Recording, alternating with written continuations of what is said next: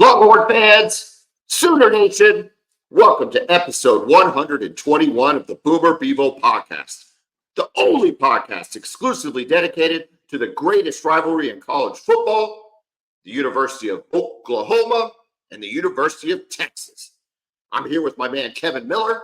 I am John Whitson.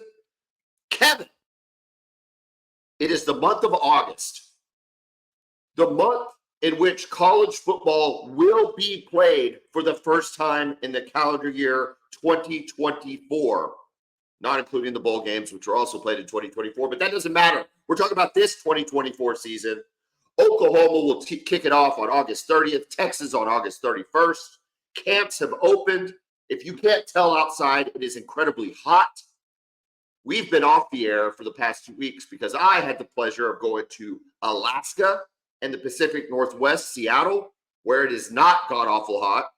And then I get to come home to this heat wave, but the only salve to that burn is the fact that the University of Oklahoma will be playing football at the end of this month. Are you ready? Listen, man, I think I've done a pretty good job of containing my excitement, but now I can't take it anymore, man. Let's go. It's go time. It's the time of year that we all love. Camps have opened up. Videos have begun to trickle out from all the camps, both NFL and college. You're starting to see coaches get after it. You're starting to see hits take place. There's always that contradiction. I talk about this a lot during the spring game where a receiver makes a tremendous play and you're like excited to see Deion Burks make a play, but it comes at the expense of Gentry Williams. And you're like, was our secondary not as good as I thought it was? Right? Or vice versa. Billy Bowman picks off Jackson Arnold and you're fired up because Billy Bowman has now picked off Jackson Arnold. But then you're like, the whole point, Jackson Arnold, is that you're supposed to be working on decision-making, let alone the fact that Billy Bowman is a Jim Thorpe finalist. So your heart gets torn in various different ways. You have a month of this to digest it. Let's start with the University of Texas, though. How will they replace? Here's the three storylines that I have. Feel free to add. And then I would like you to expound. The defensive line, where are you going to get the replacements for Murphy and T'Vondre Sweat? T'Vondre Sweat. Where will those come from? Number two, are you going to be able to reload at wide receiver? Because I am seeing pictures of Adonai Mitchell and Xavier Worthy in the NFL, minus the one where he got knocked on his ass, that remind me that your receiving core was elite last year, and none of those guys are back. And third, does Quinn Ewers take the next step to go from good to great? Any storyline you want to add to that? No, that's pretty much what I've got. The one thing I will add, though, is the pass coverage going to be improved over last year?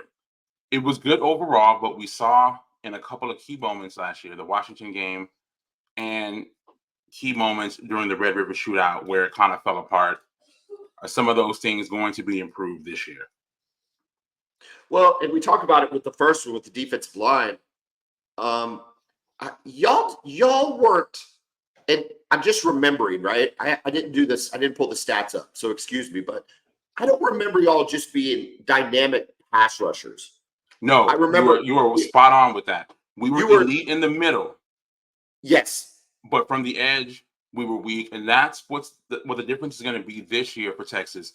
Is we are going to be much improved on the edge. Brought in a big transfer, Trey Moore, 14.5 sacks with UTSA last year. Freshman Colin Simmons, 5-star edge out of Duncanville High School in the DFW. The defensive line, the defensive tackle spot, I mean, I don't see how it's going to be anywhere near as good as last year. The one thing I will say, right, Alfred Collins is an elite talent. Thing is, we've been waiting on him to take the next step for the last 3 years. And so far, it just hasn't happened. He flashes almost every game, but it's really inconsistent.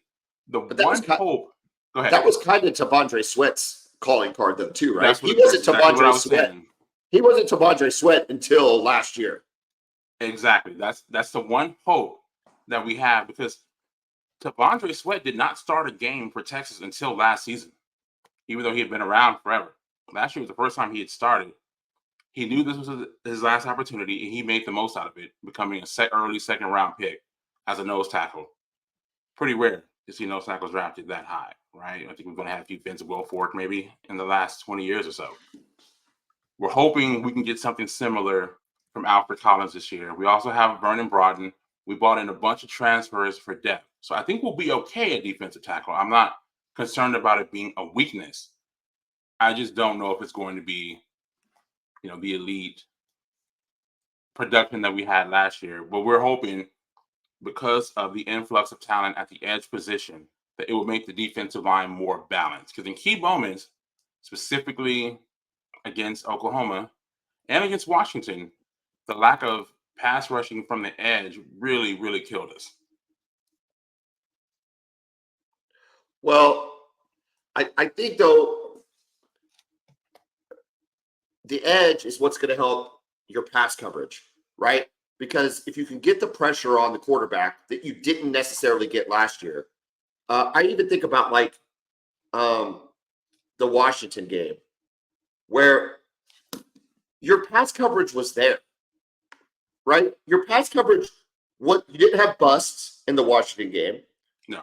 You had competitive plays by your DBs that just were made by really happened to be probably the only receiving core, at least on paper, that was better than yours. I mean, that receiving core for Washington is nasty. Yeah. Nasty. Ridiculous. I mean, maybe not 2019 LSU level, but not far from it. But I don't think we're all. So if you would have been able to get maybe just a second more pressure on Penix, it could have made those plays kind of trend in a different direction than they happen to occur. Would you agree with that? No, I completely agree. And if you think about it, right, Penix, very experienced guy. We all know about the talent, the arm strength, the accuracy, all of that. But if you see several times in that game, we were getting interior pressure, especially Murphy. I mean, he was getting there, but experienced quarterback is able to sidestep the pressure. There's no pressure coming from the edge. Sidesteps and still make the throw downfield. Kind of like we saw with Dylan Gabriel in that last drive. That one play, Murphy beats his guy inside. He's able to avoid it, get the throw off to Stoops, long play, get into field goal range. The rest is history, right? So, which is where you expect that edge to help, right? Like, if you could, it's that guy's job, it's Murphy's job in that case, or maybe it's going to be Alfred Collins' job to beat the man in front of him, force them to one edge where you're hoping the edge is there to make the play and knock him down. They just weren't there last year for Texas. Yeah, pretty much non-existent. Tell me about wide receivers. Again, you're having to replace Mitchell, Xavier Worthy, Whittington, your tight end. I mean, I don't even know how many catches you have returning. I'm not sure. I don't have the number in front of me, but I actually feel better about edge than I do. About wide receiver than I do defensive tackle. I love the guys we have. Yeah, we got guys who are so talented. I think they've just been starving to get on the field. I love Matthew Golden, transfer from Houston. He's a guy with experience. We also bring in Silas Bolden out of Oregon State. This guy, he's one of those guys, 5'8", 165 pounds, really quick and really fast. He actually plays as an outside receiver too. He's not a slot guy.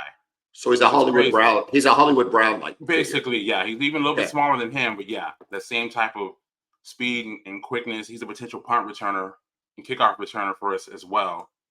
Also, DeAndre Moore, sophomore receiver. He got on the field a little bit last year. Again, I look at ours. I'm not saying we're there yet, but kind of like what Sark had at Alabama, where he had those talented guys and then followed them up by more talented guys who were good enough to play last year, good enough to start last year. They're just behind some incredible guys. Remember when Alabama had Jerry Jeudy and then who's he get? Henry Ruggs.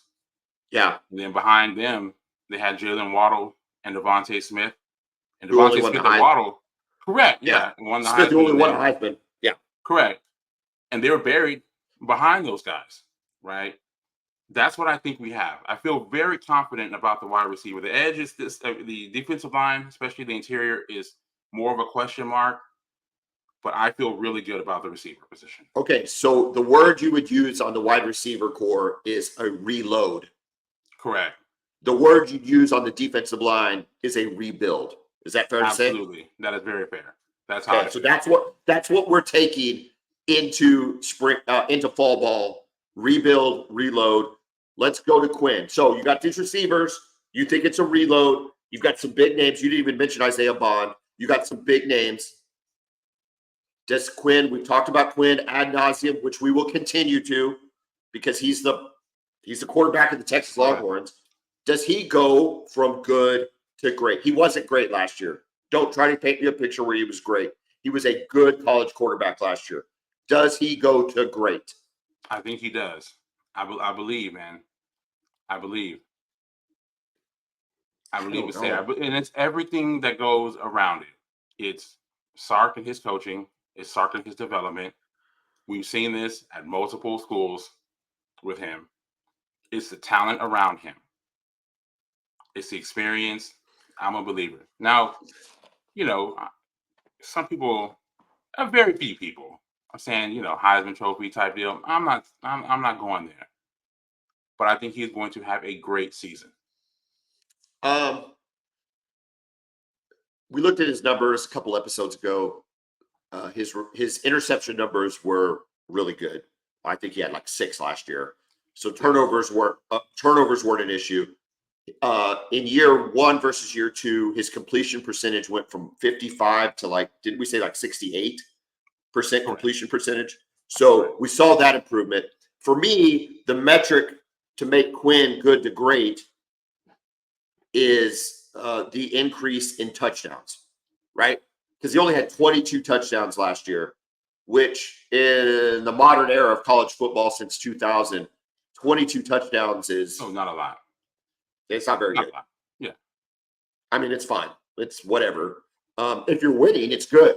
But if you're not, you get labeled game manager, which is interesting because Quinn doesn't get that label very much.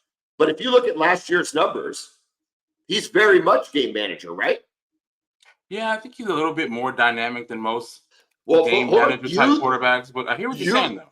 You think he is, but when I look at the numbers, I see efficiency without the touchdowns. That's it. I mean, for me, that's the metric. And if you're not going to break 30 touchdowns, I kind of want to label you as a game manager. At least that's what I'm looking at this year. I understand that. For example, I think he made more plays in the passing game than someone like J.J. McCarthy, who we consider to be, at least Michigan used him as a game manager, right? Despite his talent being drafted in the top 10 of the draft. I got to agree with you. I agree with you from the standpoint that I don't know how he got drafted so high with the little bit of tape that he's got in terms of being a pro-level quarterback. You know what, man? Teams are so desperate to find quarterbacks. They look at the physical traits. He's got decent size. He's a really good athlete. He's got a strong enough arm. He has made throws, just not. They look at it like he wasn't asked to make a bunch of throws. But we think, based on what we saw, that we can figure this thing out in the NFL.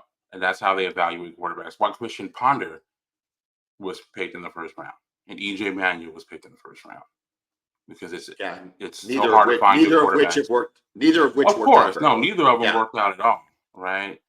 I'm not trying to pick on Florida State quarterbacks, right? But Christian Ponder did marry Sam Ponder, so it worked out for him. He did. He worked out. It worked out for him. And I'm sure he made a ton of money doing it too. Christian Ponder, where was he at in Texas? Where's he Colleyville Heritage in the Metro. E.J. Manuel wasn't Texas, was he? No. He's either from North Carolina or Virginia, one of the two. Okay. Christian Ponder was on that list of all the quarterbacks that Matt Brown didn't offer or didn't land. Oh, and trust me, I remember we weren't upset about that. Who would have Christian Ponder? Who was his contemporary what year he was, man? Was he mid to late 2000s? I don't know. Was he before E.J. Manuel? I mean, if he was before E.J. Manuel, that would have been the Colt McCoy years. Yeah. But when you had Case McCoy, I think you would have taken Christian Ponder over Case McCoy. Perhaps. Yeah, we would have. But I think really Texas wanted David Ash to be their quarterback then. He just had to retire due to all the concussions. Dude, he got lit up a lot. He got lit up a lot. He all right.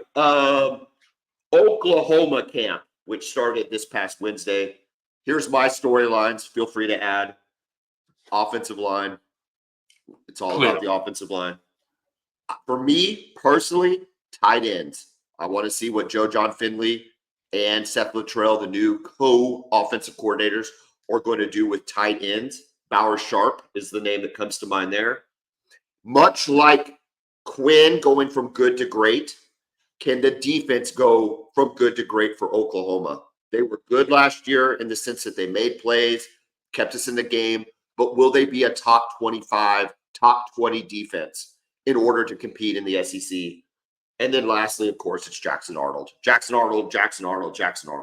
What am I missing from OU's camp that needs to be discussed? I want to see the running back position. Is someone going to really establish himself? Right? It seemed like last year you saw flashes from several guys, but you never had that one bell cow, the one guy. Texas, CJ Baxter started the season for Texas last year. He started game one. I think he started the second game too. But it was clear by the third or fourth game, oh no, Jonathan Brooks is that dude. And we saw the season he had before. He had a good season. Right? Good season. So are you going to have someone like that? Or is it going to be a running back by committee the entire year? I think you're going to see a lot of Gavin Sawchuk early. I want to see he had 800 yards rushing in the last 6 games of the season. The Gavin Sawchuk we saw post-Texas looked really, really good to me. I think you back him up with Hicks, but Tatum is close on it waiting in the wings. I think those are your 3. Javonte Barnes was just a disappointment last year. I hope I'm surprised by Javonte Barnes, but I don't want to be surprised with the insistence that they just keep giving him the ball to give him the ball. Like, I hope that they're starting with Sawchuk, then going with Hicks, and then if Barnes gets in mop-up time in the first 3 games and runs over people, then you're like, okay, I'm willing to look at you then in the SEC schedule. But if he does it and he just keeps getting those 2 and 3 yard carries, I don't want to see any more Barnes. I want to see Sawchuk, I want to see Hicks, and I want to see Tatum. Yeah, at this point in the program, right, you got a head coach that's in his 3rd year. There's no more benefit of the doubt for players, right? You got to earn it. There should be. The roster is built up. You got to go out and earn it. And if you've got a very talented freshman in Taylor Tatum, and I'm never one to say that a freshman should be the guy from the jump, right? Well, but in running backs, though, we've seen it, though. Well, yeah, we've seen it. But, even Adrian Peterson, didn't really become the guy until the Texas He didn't even start. Yeah, he didn't start. Yeah. And then it's like, okay. I mean, but I do think he had 100. Did he have 130 yards against North Texas? Though? Yeah, we're talking about a super freak, though, right? He's not human. No, Tatum's not Adrian Peterson. Tatum's not Bowling Green, by the way. Bowling Green. Gavin Sawchuk, though. That's our guy. I feel really good. You ask who's going to be just the man, right? I think he's the man. And I think everybody else is going to support off of him. He's got to stay healthy. That's been his problem. That you could say that for every running back room in the country. Got to stay healthy. But if he does, I feel really good about it. But that takes you back to the offensive line. So you got Garen Hatchett, you got Nawawu, Tarquin, Ozeta, Sexton. Those are names of dudes I feel comfortable with. The question is going to be, can Bill Beatembo put him in the position, get him developed? Everything seems to indicate yes. Nothing Bill Beatembo has done over his career makes me question that. But we only have 3 games to do it before we play Tennessee, which is as big boy football as it gets. We're not opening up against Iowa State. We're opening up against Tennessee. That's a big jump. It's like if you were going to go play Texas game 1 of the conference schedule.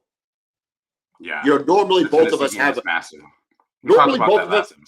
Yeah. Normally both of us have a run-up game. And hell, some of those times we've lost that run-up game, whether it's Iowa State or K-State or a TCU. Tennessee is clearly above that in terms of physicality. The O-line will have to get ready faster than it has in the past under Beatembo.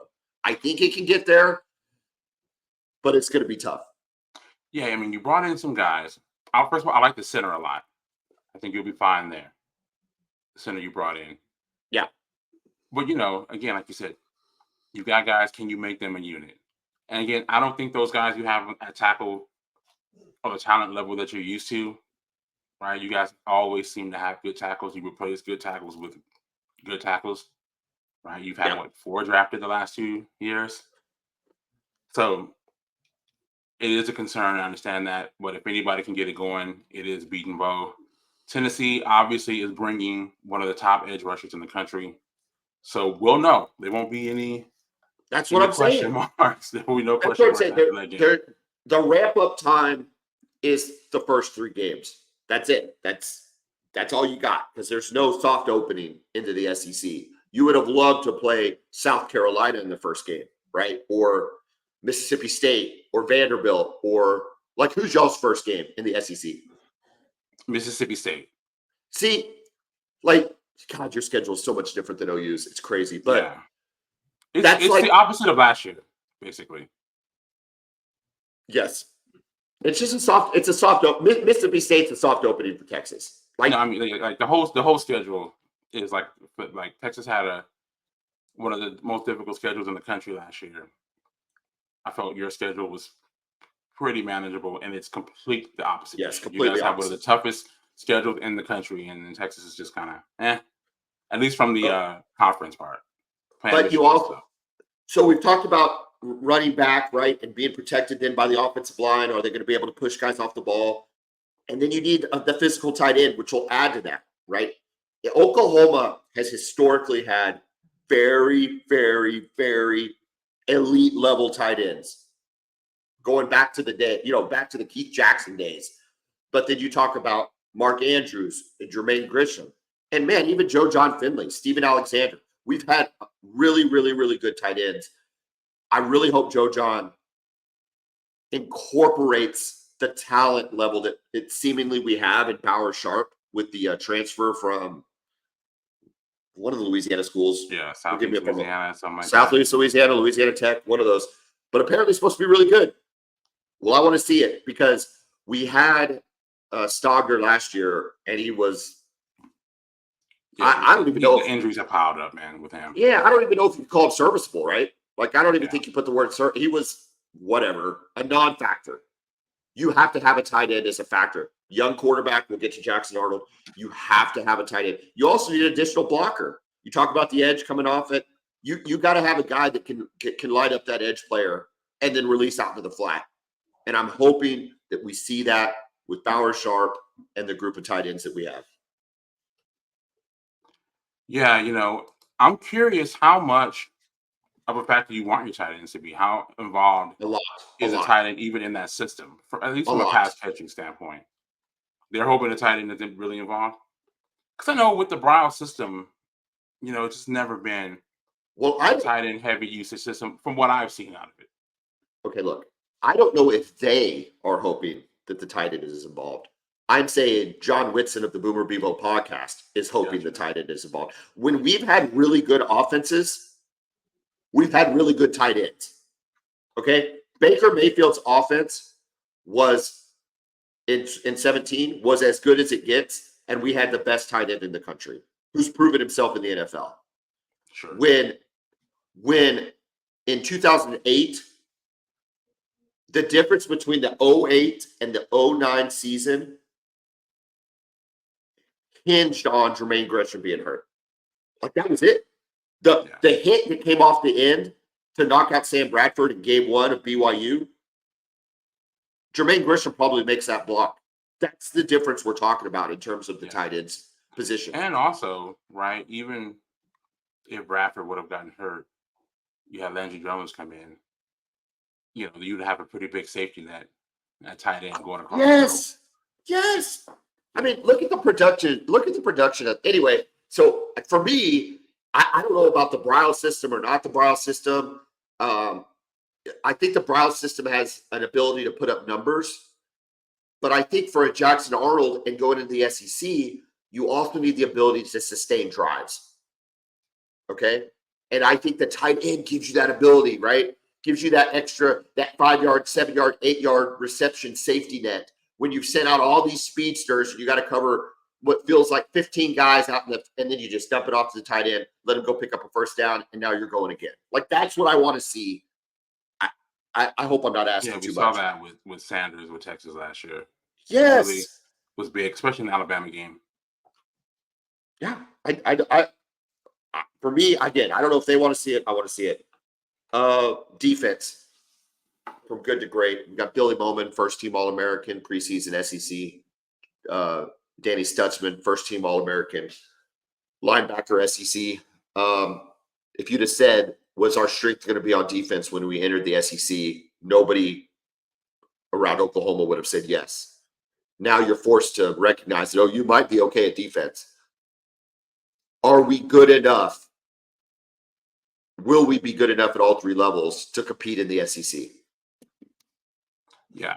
What are your thoughts on that? At least so based on what you know. I think with the addition of Dominic Williams cannot be understated. We have created now, we've put very quality players at all three levels of the defense, which has rarely been, it hasn't been the case in Oklahoma since, we've talked about this before, maybe like 2011, 2012. At this point now, we've got playmakers at all three levels consistently.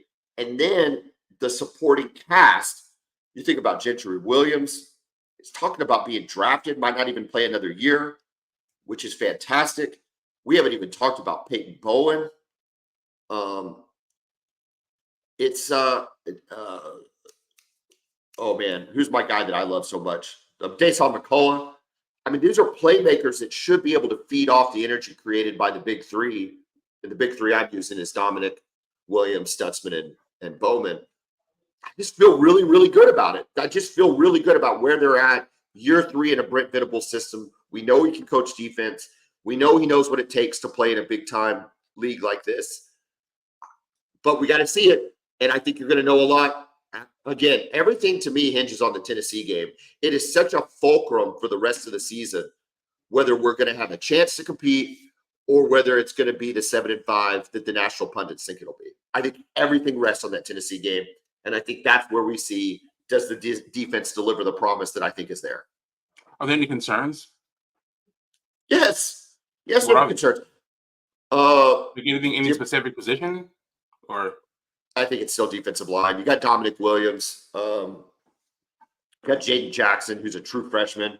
You talk about not counting on true freshmen at running back. Do you count on true freshmen at the defensive line going into the SEC? Going into the SEC? It's hard to do that unless, the Tommy Harrises of the world are very rare, right? It's really rare to find a guy who's going to come in and be ready and be the guy right off the jump. Now, it's good to have those guys in a rotation, right? You got talent there. Jaden Jackson, you mentioned David Stone. We'll see, man. It's tough to hold up. Again, teams are going to try to test you with the run, especially in the SEC. So we'll see how you hold up. I have a question about, what do you think about the edges, right? PJ Adebawore has shown flashes, but we haven't seen that consistent rusher, kind of similar with Texas last year, right? I mean, Ethan Downs is a good player, right?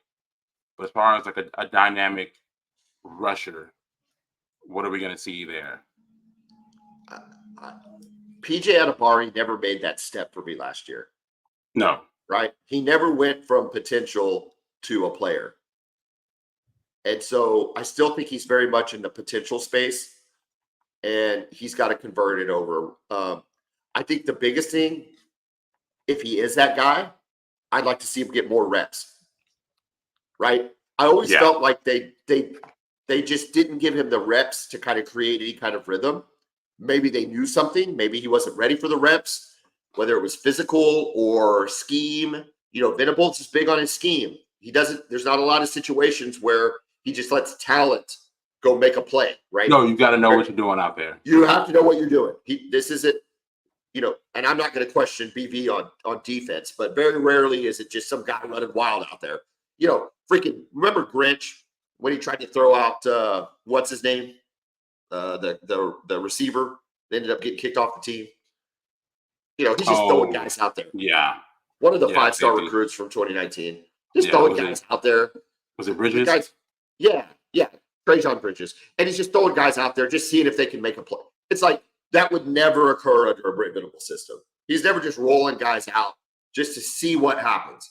So with PJ, I'm hoping, I believe there was a methodical approach to the minutes he got last season. I want to see more of those minutes if he's the guy. And if he is the guy, dude, I think he's dynamic. Look at his reach. Oh, look he at his is. speed off the edge. Oh, He is. God. Again, though, right? It just takes guys longer to get it. Yes. You know, being the best athlete doesn't always equal to instant success. You got to learn what you're doing out there. Kind of seen that with Anthony Hill from Texas last year, right? They use him in positions where they just kind of let him go. But this year, I think he's going to be a little bit more structured. And I think it'll help him and the defense. I think they found a good position for him. Is he weak side linebacker? Yeah, but he's going to be kind of used more in that Jalen Ford role. Remember how he was such a good playmaker for us, dropping back into coverage with interceptions and stuff like that?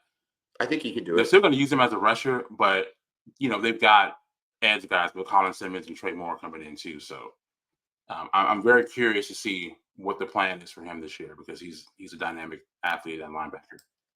I tell you what, I don't know if it would happen, but I'd like to see Deshaun McCullough come off the edge with the length that he has and the speed that he has.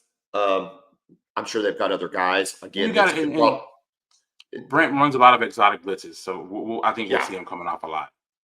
So Jackson Arnold.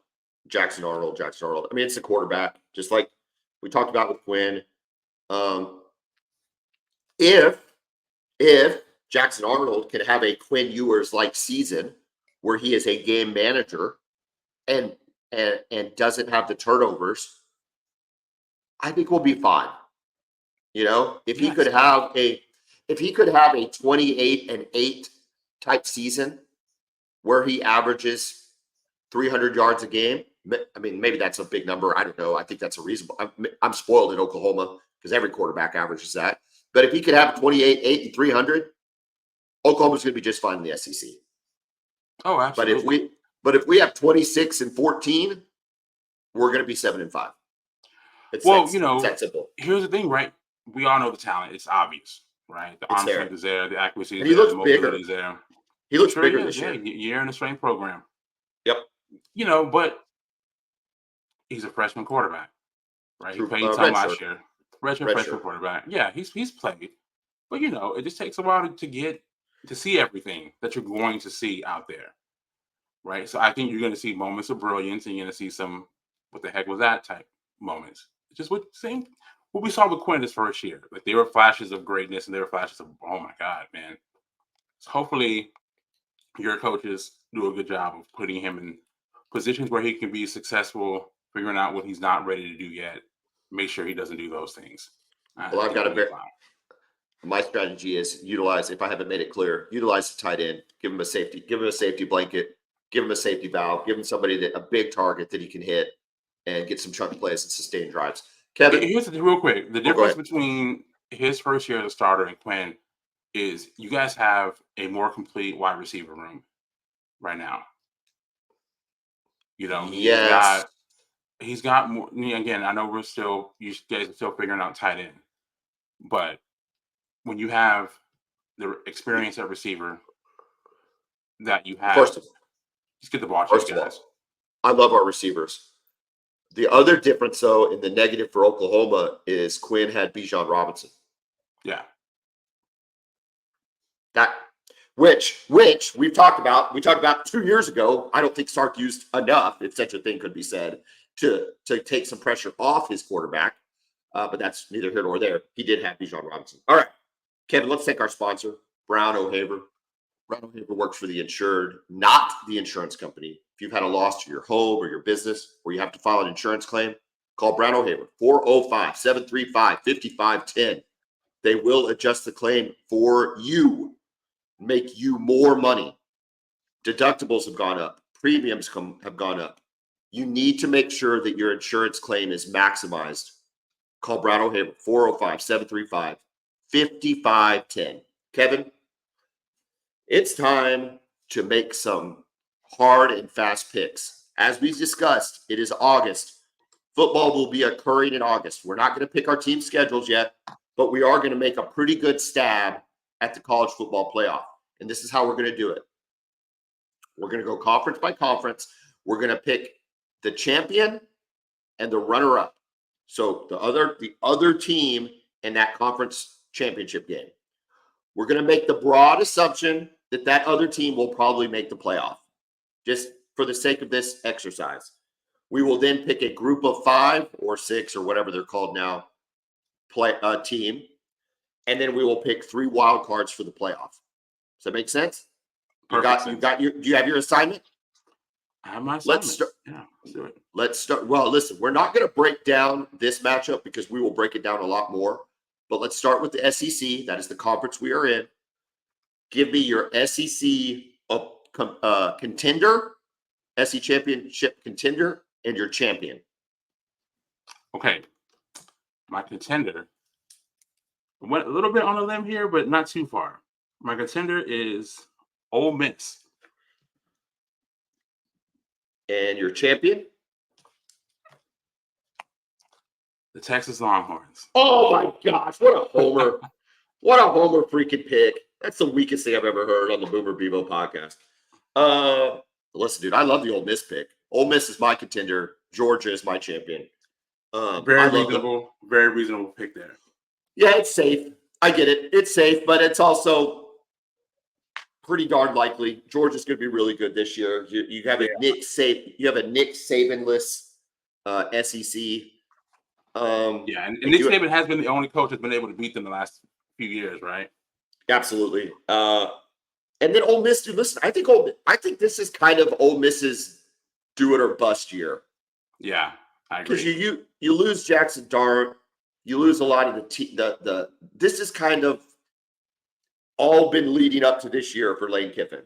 And I think they could do it. When we do pick Oklahoma's schedule, that will be a loss on OU's schedule, having to go to Oxford against Lane Kiffin and Jackson Dart.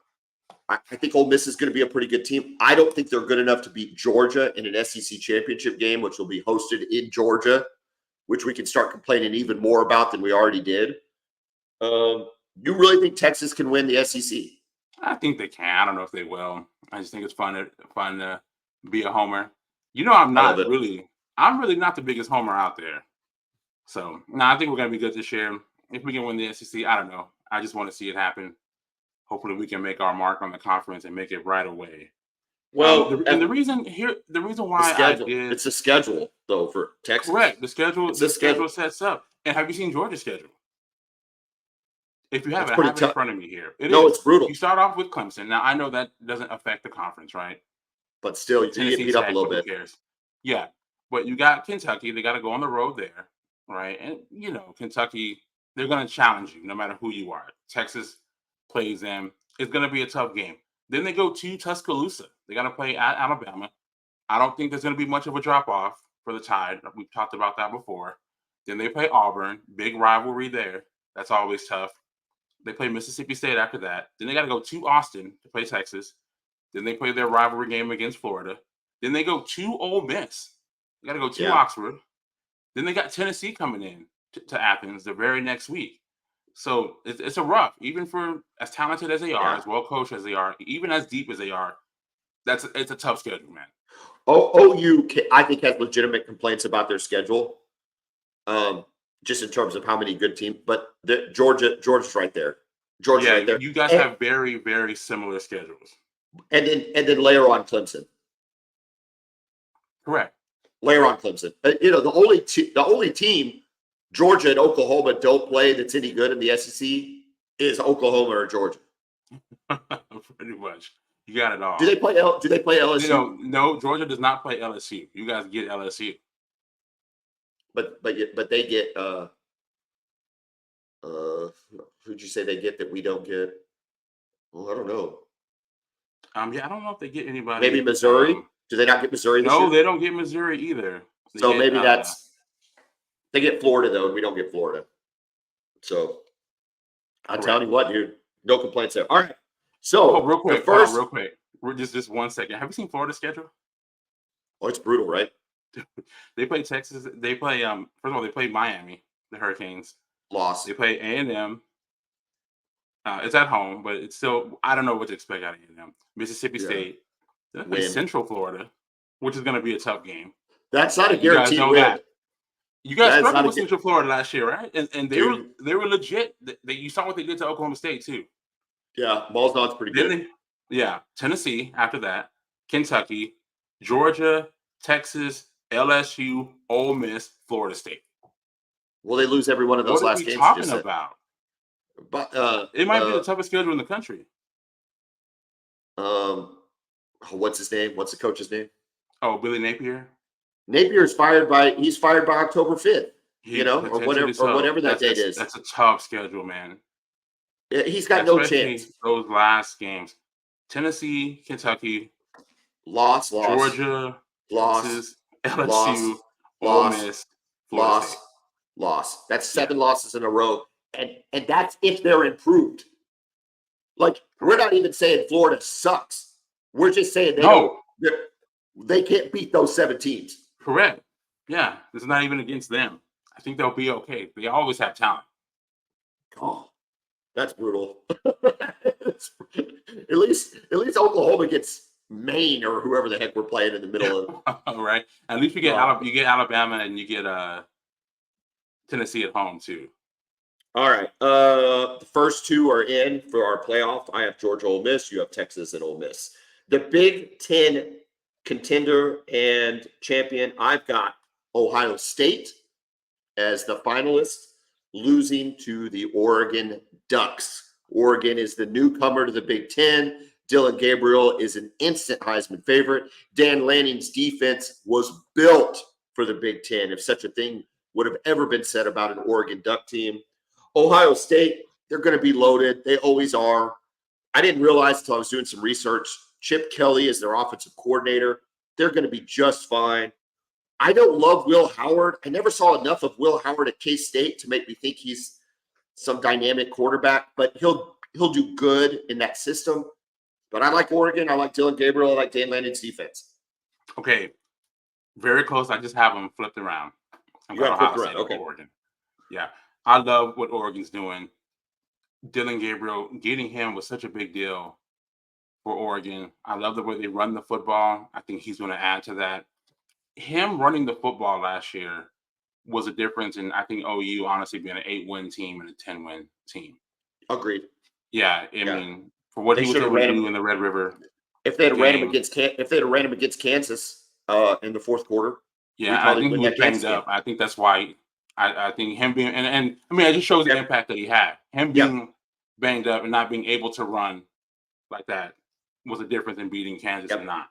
You know, that's how important that was. So I think it's big for them. Obviously, the defense is going to be good. But man, I like Ohio State. I love, again, Will Howard. I have the same questions that you do, but the system I believe in. I believe in. You like Chip Kelly? You like Chip Kelly, OC? Yes, I'm just curious. Is Ryan Day just going to let him call all the plays and just let that go? It's just tough for these guys, right? How do you hire Chip Kelly and not let him call plays? You have to. I agree. I was just surprised when he did it. You know, so is he just really focusing on being a head coach? It's just tough for these guys who made their mark as play callers to let that go, right? Sark's never going to let anybody call plays. Lincoln Riley's never going to let anybody else call plays. I know you guys brought in call plays. I don't know. Well, whatever. We'll get to him, right? Stay tuned. Yeah. But here, real quick. It's like Brent Venables. I don't care who he brings in at defensive coordinator. He's running the defense. That's his defense. 100%. So we'll see how that goes. I love the talent at wide receiver. It's Ohio State. We know how that goes. The defense under Jim Knowles, I think it'll continue to improve. Listen, can you admit though that game sounds just fantastic, like a Big Ten matchup? We get it during the season. It's the same day as the Red River Shootout. Oh, yeah, you get that, and I think you'll see it again. You see it again, yeah. We'll see a rematch. I think you're going to get the Red River Shootout day. We haven't even talked about that. We should have a whole episode, Kevin, on October 12th, because October 12th is as good a football day as is possible to have in our lives outside of a New Year's. But I even think it's better because they mean more. You know, those New Year's Six games, some of them don't mean anything. The matchups. Oh, okay. It's almost like you remember. I just remember back in the day. It's 2002, right? And when you had LSU, Florida. No, that day we had Miami and Florida State. Yeah. And then I remember being at the Cotton Bowl with somebody we were watching the Miami Florida State game right before our game. It's just like how can it get any better than this? Well, and I guess Oregon Ohio State will be a big noon kickoff. So they'll probably is it?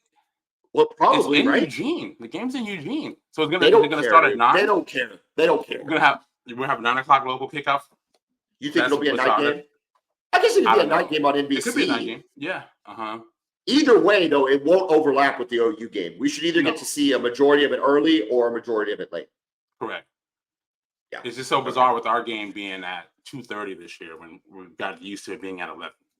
I'll take it at 2:30. Me too. Big 12 conference. We're both happy to be out of. Give me your runner-up and your Big 12 champion. Okay. Again, this might be a little bit of a surprise, but the runner-up, I've got Utah. Okay. And I've got Oklahoma State winning it. Ugh. That's terrible. Why? What a terrible pick. That's the worst pick I've ever heard you make. Hey, We've been doing this show for 2 years, and that's the worst pick I've ever heard you make. They're terrible. We'll wait till the season ends. You can wait till the season ends. You can call right now. We thought they were terrible last year. 46 minutes and 12 seconds into episode 121. Cut it out. Bookmark it. Do whatever you do. Mark the tape. That Oklahoma State will be sitting at home on their butts. There's no way, dude. It's K-State. Same thing last year. Dude, it's K-State with Avery Johnson winning it over Utah, Cam Rising. I think it's close. I love Avery Johnson. Well, obviously not enough. I don't even know who the quarterback is at Ohio State. What are you counting on Ollie Gordon to go run 36? You don't think Utah? First of all, let's just assume they make the Big 12 championship game. You don't think Utah will have as good a defensive plan against Ollie Gordon as Texas did? Maybe. We'll see. Stop it. Oh, Oklahoma State's terrible. K-State wins with Avery Johnson. All right, ACC. You have Utah as well, though? Yeah, Utah. Okay. And I think it could go either way. But I just, for whatever reason, I just picked K-State. I like Avery Johnson too, though. He's dynamic. Cam Rising returning to Utah is huge. I just don't know if he can stay healthy. Love the kid, obviously. Former Texas Longhorn. 8 starters back on defense too for Utah. Love it. They're gonna be fine. I know we're more than happy to be out of there. But I love this conference this year. I know you do. I'm all over it, man. Just as I love college football, I love the matchups. I love the balance. I think it's going to be fun every week. Yeah, apparently you love OSU too. Apparently you're a big Mike Gundy fan. Nah, he's a good coach. He's an idiot. He's an idiot. He's a weirdo. He is. He's a weirdo for sure. ACC opponent. This is my surprise pick of the list. SMU Mustangs, Southern Methodist University Mustangs. I think they come in. They're returning 14 starters. They were ranked 8th in scoring nationally. I think they're going to surprise some people in the ACC. I don't think the ACC is very good. Okay, outside of the winner, which is going to be Florida State. Although they're only returning 8 starters, they do. Interestingly enough, I did not realize that DJ Ugalalele is going to be their quarterback. That is going to be fascinating. Interesting journey, right? But they also supplement that transfer with multiple Alabama transfers, like a ton of dudes. I think Florida State's going to be really, really good. I think Norvell is going to be coaching with. I mean, dude, they won the ACC last year with their 3rd quarterback. Undefeated. And I still think they got screwed out of the college football playoff. I'm not sure who should have been out, but all that to be said, they deserve to be in for whatever that's worth. I think it's Florida State over Southern Methodist. Okay, well, I got Florida State winning as well, but I've got them winning over Clemson. I just think I don't know, man. I just think Clemson's going to take a step back. Do you? I think his I think Dabo's commitment to his principles as it relates to the transfer portal are just going to continue to hurt them year over year in terms of having a competitive roster. I agree with that. I'm not sure why he's like that. I believe that he believes that he is doing the morally correct thing when it comes to the transfer portal and NIL. It's so interesting, right? I just don't understand what that moral compass is. This is Correct. college football. Yeah. Like, you're There, not doing anything wrong. nobody has said, yes, exactly. Nobody is painting a picture of evil on teams that go and utilize the transfer portal and utilize NIL. Now, we make fun of it sometimes. Oklahoma fan loves to make fun of the Lamborghini guys in Texas. Okay, Yeah. that's just, those things are going to happen. Do I feel a little icky with yeah, I do. I think the Lamborghini guy's weird, but that doesn't mean you don't go use it. And should you go overboard with it? No. See Texas A&M. See Miami. You don't need to go overboard with transfer portal and NIL. It doesn't work if that's your whole. But the mix, what you see at Oregon, what you see at Ohio State, what you see at Alabama, what you see at Texas, what we hopefully see at Oklahoma, is the mix of culture and the precise use of the transfer portal is what builds a winning team in 2024. And I just don't think Dabo is willing to embrace that. I think he's going to take a hit. Yeah, and I think the key word he used there was precise, right? We're not out here bringing in 30 transfers, 6 or 7 at key positions that Phil needs on the roster. That's the That's game. why I'm so happy about what Texas has done. I'm sure you feel the same way about OU.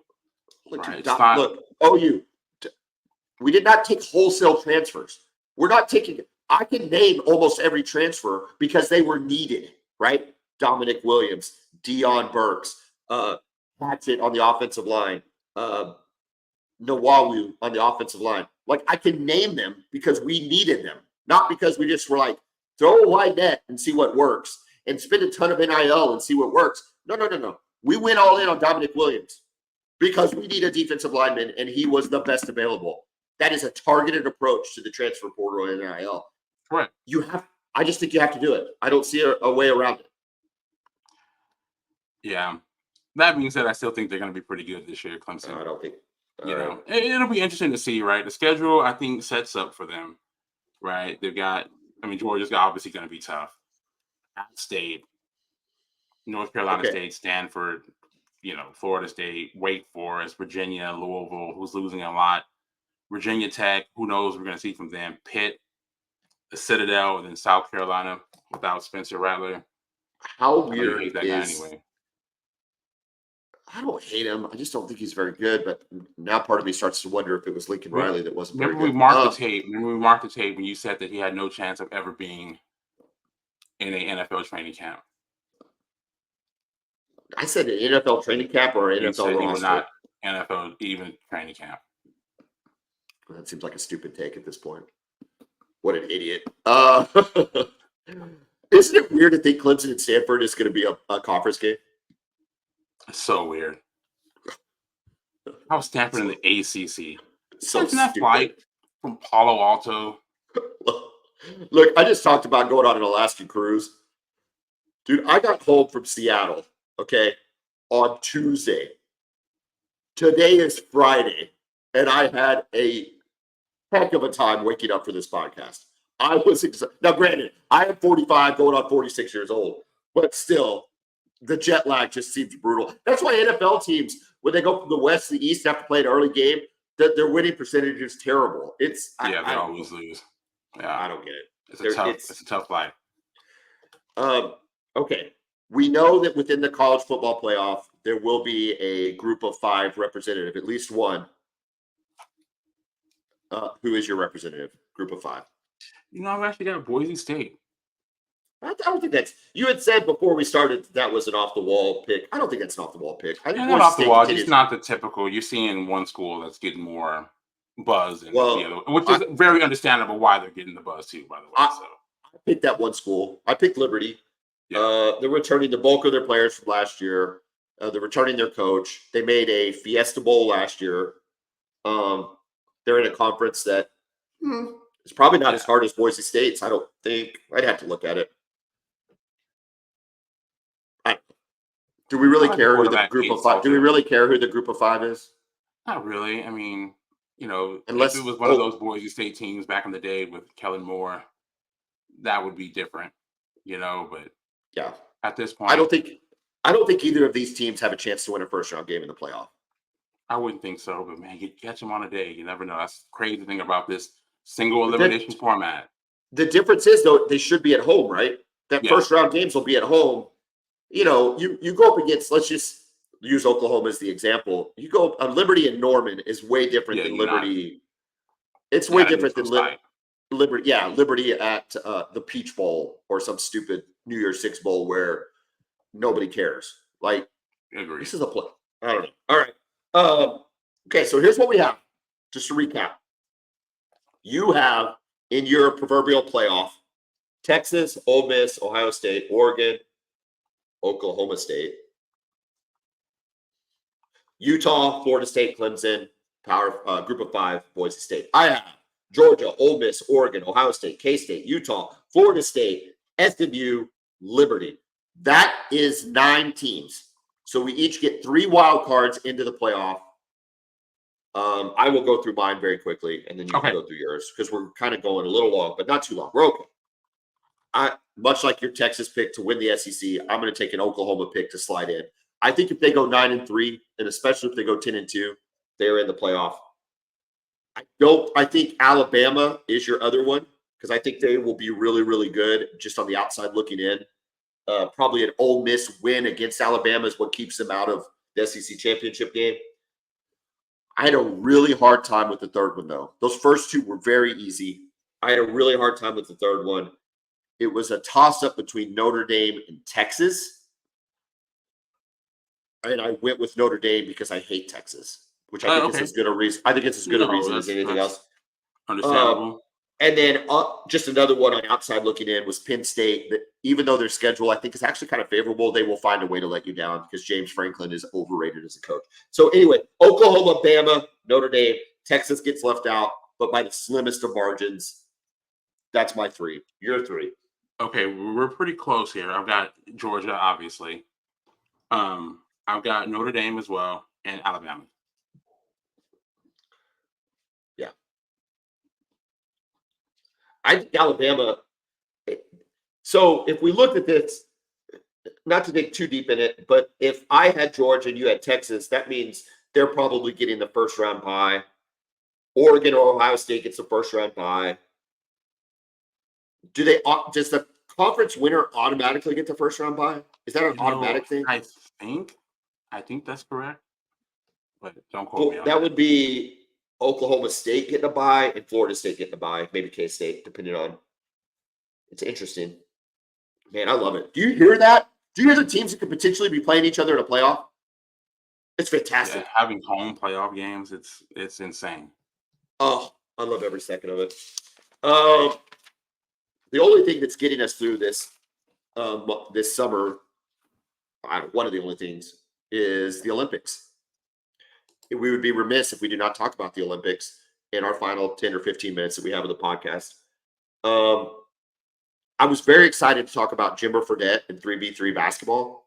Number one, I think 3v3 basketball is awesome in the Olympics. I love it. I love the format. Jimmer Fredette sucks at 3v3 basketball. We have not won a game yet. And the only love this guy's getting is for his pulled groin, where the lady's kneeling in front of him and massaging it in a very awkward and uncomfortable manner. Other than that, we're getting nothing out of Jimmer Fredette. I'm very disappointed in 3v3 basketball. Do you share my level of disappointment? Well, yes. Are you about to defend basketball? Okay. But, I honestly think it's one of those things where, how with most sports, a lot of sports, the sports that we care about, we're just kind of so far ahead. We got a head start. I just don't think we cared about 3-on-3 basketball because if we did, would Jimmer Fredette really be playing in the Olympics? I don't care. The guy should be able to make 2-point shots. Listen, I don't know about you. I was a hell of a 3v3 basketball player, okay? Because I didn't have to run up and down the court. Dude, I invented the hoop it up. Are you kidding me? North Park Mall or North Star Mall? What was it? North Star Mall. North Star Mall. Dude, they did it out in the parking lot. And they just it was 100 courts, right? And it was so fun. Oh my God. Oh, I loved it. And hot in the middle of the summer. And when you're 15, 16, 17, you just didn't care. All day. Yeah. You just went and did it. And oh my God, I had a blast. One time we had to pull a ringer in. We had to pull one kid got hurt. So we had to call my friend Joey Tate. Joey Tate ended up, he played at Taft High School, ended up being only the second coach ever at Taft High School. Played like for Texas Pan Am. And anyway, we like called him up. We're like, and we were in a lower bracket, you know, because we weren't in like the A bracket. We were kind of like in a B or C bracket. We pulled him up because he came out balled out. We ended up winning the bracket. It was so fun. That's awesome, yeah. man. Look, my point is Joey Tate would be better than Jimmer Fredette is. Joey Tate, if you're out there listening, you would be better than Jimmer Fredette. He wasn't ready for the moment. He'd be ready for the moment. Listen, that guy delivered. Okay, all that to be said, it takes a backseat to 5 versus 5 basketball, which is right now the emotions that are in me. I don't know how to explain them. Kevin Durant is the best player in the world right now. I don't know, although Shea's having a pretty good Olympics, but Kevin Durant is unbelievable, and it pains me. I'm an American first, Kevin. All right, I bleed red, white, blue. Okay, I don't know how to deal with Kevin Durant doing well. And then, did you see that video I sent you on Twitter yesterday where he's talking trash to Royale Ivy, the coach of the South Sudan? I love it. And they're close, too. I know. They're tight. Listen, dude, I hate Royale Ivy, okay? If possible, I hate Royale Ivy more than I hate Kevin Durant. So Kevin Durant talking trash to Royale Ivy. Really? You hate Royale Ivy more than KD? You know that. You know I do. Don't get me No. Ivy. Yes, I hate Royale Ivy. Okay, more than TJ Ford? Is enough to hate Royale Ivy. What about Royale Ivy or TJ Ford? Who do you hate more? Wow. That's like choosing which TJ Ford was more responsible. It doesn't matter. Royale. I hate the name. Okay. I hate the name Royale Ivy. You know what? Big on names. Robots Taylor, right? I hated Robots. I hated him. Just because his name was stupid. Same thing with Royale Ivy. You gotta get a Royale cheese a la John Travolta. No, I don't like any of it. My point is, I also think it's kind of weird that KD is, listen, this is another point I'm going to make. I didn't even think about this until I say it out loud. I can't visualize Kobe Bryant talking trash to the South Sudanese. Okay? It's South Sudan. You're going to beat the South Sudan by 40. Yet KD is very comfortable talking trash to the South Sudanese, which I think is kind of weird. Can we agree that's kind of weird? Well, I think part of it is the Royale Ivy connection. Okay, whatever. And very on brand for Kevin Durant. All that to be said, Kevin Durant's really good right now, dude. My God. Yeah, in that first game against Serbia, right? Like the game was close. Serbia looked like the better team in the beginning. They bring KD off the bench, and it just completely flips the game, right? He goes 8 for 8, including 5 of 5 for 3. It's like there's nothing y'all can do with this dude. No. Yeah, and it just kind of a glimpse of that. Just a reminder. It's like, no one can guard this guy. It has Thunder fans mixed in their reaction. Some are now saying bring him back. I will tell you right now, I am firmly against the bring back KD. Okay. Well, at least I know we know where you stand. We've seen guys in the Olympics, and I'm not taking anything away from him. I think he's played great in the Olympics. I want to win gold. Don't get me wrong. Now, I'm not so spiteful that I want to lose just so KD loses. All right, I want to win gold. However, we've seen guys in the Olympics, a la Carmelo Anthony, look like the greatest player in the world, and then come back down to earth in the NBA. So, I mean, we've seen Kevin Durant, yeah, on the backs of Stephen Curry, win the MVP. On the backs of Stephen Curry, he's the best player on the team. They don't win. Yeah, they win without him. You know that, right? Though, like you know that intellectually, that Golden State wins those 2 titles whether they have KD or not. Like I don't know about that. I don't know about that. Come on, bro. Both of them? Both of them. Yes, both of them. They won one before. Okay, they snuck up on everybody with that one. Oh, stop it. Come on. You know about? What? You live in a world. You live in a world where you pick Oklahoma State and you think KD is the greatest player in the world. I'm just telling you. Listen, man. Hey, do we need to go back and revisit our picks? We do not need to revisit picks. We do not need to revisit picks. No picks need to be revisited. All right.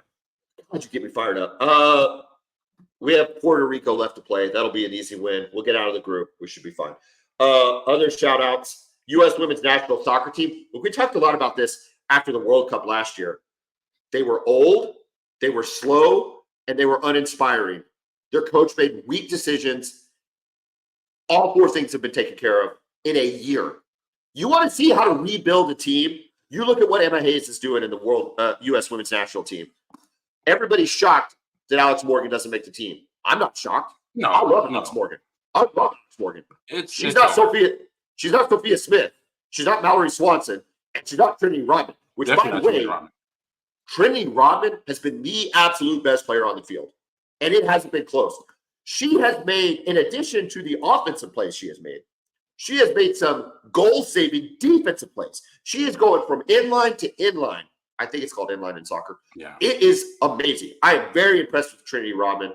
I'm very impressed with what Emma Hayes is doing. Now, keep in mind, we're going to be Coffee's got a yellow, so we're already hurt with one of our center backs. I can't think of her name. Davidson. Davidson's hurt at center back. Sonnet had to replace her. Now we're going to be down Coffee, so you're probably going to see Corbin come in. So anyway, there's going to be a little bit of hiccups there in the quarterfinals. It's against Japan. Japan's really, really, really good. Yeah. It's going to be exciting to watch. Anyway, I'm very happy with them. U.S. women's volleyball. I don't know why I'm on the women's sports, but I just am. This is so much fun to watch. But did you see who the coach is for U.S. women's volleyball? I was not aware of this until you told me, but please let the audience know. Dude, it's Karch Karai. This guy is a legend. If you grew up in the 90s, okay, this is gonna sound weird. Beach volleyball was a thing. Like, you watched beach volleyball and you played beach volleyball. Now, I don't know if you played beach volleyball. Did you play beach volleyball? I don't know if that's I'm not even going to say it. Okay, listen, I played beach volleyball. And yeah. I'm sorry. Sometimes I can't help. I played beach volleyball. But you know who really played beach volleyball? Karch Karai and his beach volleyball partner, which was Sinjin Smith.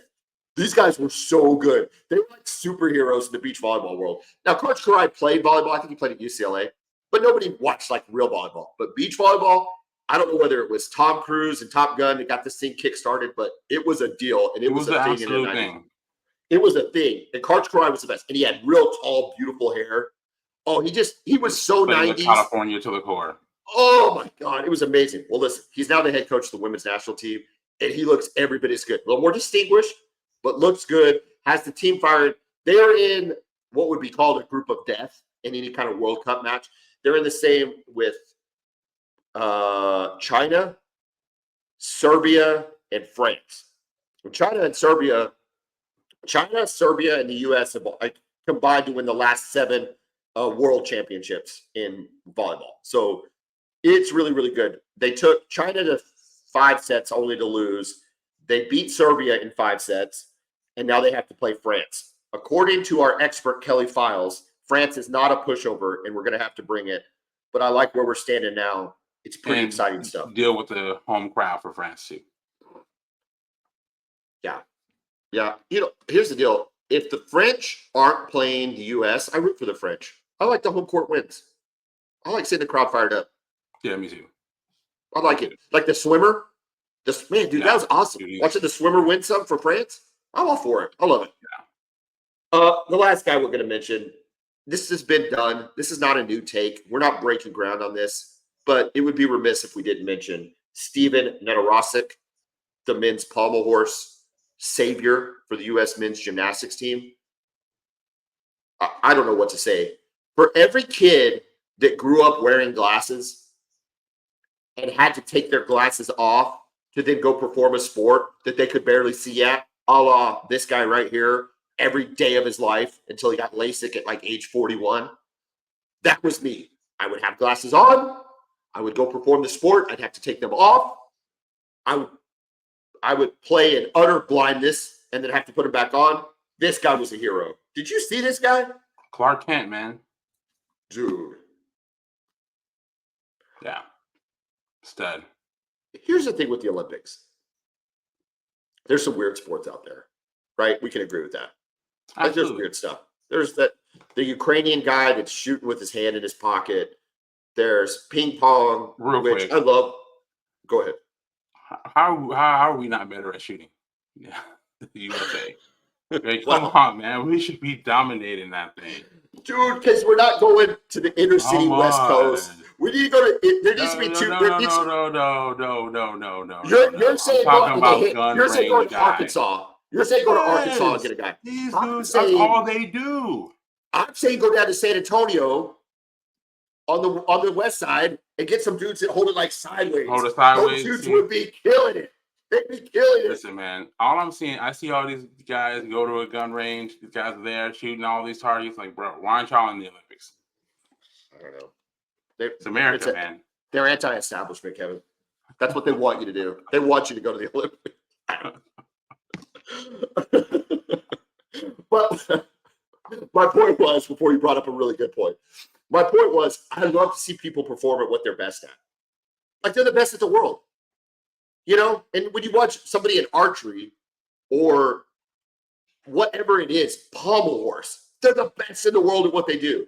And to see that and to see them execute when this dude gets up off his chair, takes his glasses off, and executes and nails it, it's pretty awesome. Yeah, it's pretty awesome, especially in a sport where the epitome of your sport only happens every 4 years. It's the only time people for the rest of us, every year we do this. We do this every year with football, basketball, every year. You got a chance to win. Yeah. These guys every 4 years. So it's inspiring to see. I love it. Give me some more national anthems. Give me the whole deal. I'm a sucker for it all. I love every second of it. All that to be said, I think the takeaway is that you love Oklahoma State. Of all we've taken away today, you love Oklahoma State. And I think they suck. I think they suck. I think Mike Gundy's a real big freaking weirdo. And I don't think they are any good this year. So there you go. Suck at Oklahoma State. Suck at Oklahoma State. You're terrible. That they gave y'all. Yeah, I am bitter. I am bitter of the freaking Big 12 officiating that can't clearly call pass interference when our best receiver gets tackled in the end zone. Yeah. That's the definition of bitter, and that's what I am. I'm a bitter old man. Deal with it. Oklahoma State sucks. You suck. Real quick. Yeah, what else you got? Can Simone Biles dunk a basketball? Ooh. Listen, she is 4. Is she 4'7"? She's 4'8". I think she can dunk a basketball off of a traditional gym floor. Okay? I think that would be too much. Yeah. But we know she can dunk a basketball off the bouncy gymnastics floor.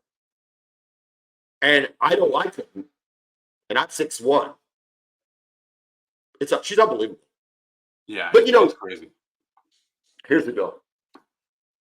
The thing with Simone Biles, which I don't think enough is being said about, is we, the American Olympic viewing public, expects their gymnasts to act certain ways. Okay? Because in the long history of very good Olympic gymnasts, they've all been 17, 18 years old. They've been girls. Young women, but very much girls. Okay? Simone Biles is a grown-ass woman. Absolutely. And I love it. I love the attitude. I love the chip on her shoulder. I love her talking trash. I love her not giving up about anybody. Like, to me, and it took me, though, I have like a paradigm shift because I want to see America's Sweetheart because that's what you're used to seeing, right? Even Gabby Douglas, it's America's Sweetheart. Suni Lee, 4 years ago, it's America's Sweetheart. It's, it's nice young girl. What? No. She's like, no.